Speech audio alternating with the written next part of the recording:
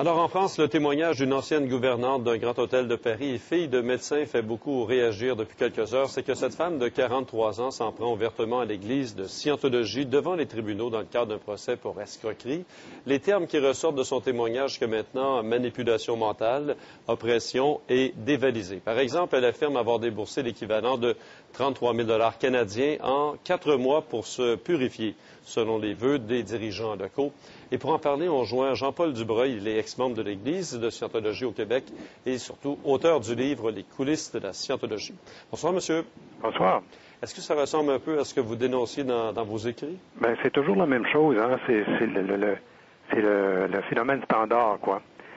Les scientologues ont cette vilaine habitude de demander beaucoup d'argent à leurs adeptes.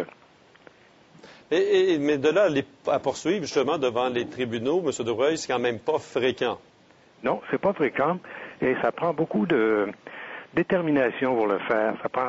Il faut vraiment être solide parce que ces gens-là savent se défendre aussi. Ce qui fait que il faut vraiment, j'admire beaucoup cette personne-là qui va jusque-là.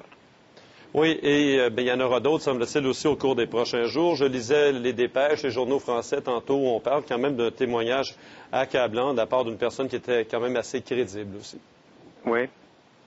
Alors, ce qu'on dit aussi, c'est que la branche française, selon les agences de presse, risque d'être même dissoute peut-être à l'issue du procès. Est-ce que ça vous semble plausible ou gros? Ce que j'ai entendu à un moment donné, c'est que la branche de Paris, celle qui est accusée, là, va avoir des problèmes, oui.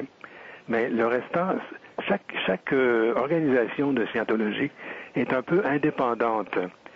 Ce qui fait qu'il y a des grosses chances que les autres perdent de la crédibilité aussi, mais ils ne seront probablement pas dissous comme ça pourrait arriver à celle de Paris.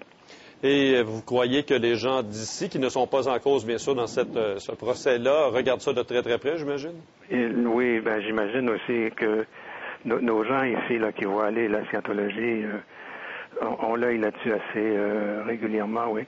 Moi, personnellement, je suis ça avec beaucoup d'intérêt, parce que j'estime que cette fameuse organisation-là a besoin qu'on lui mette les bois dans les roues, pour la bonne et simple raison que c'est très ruinatif.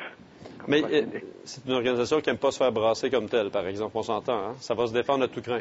Ah, ils sont capables de se défendre, ça, ils sont bien organisés pour le faire. C'est d'ailleurs ce qui porte beaucoup de personnes à contester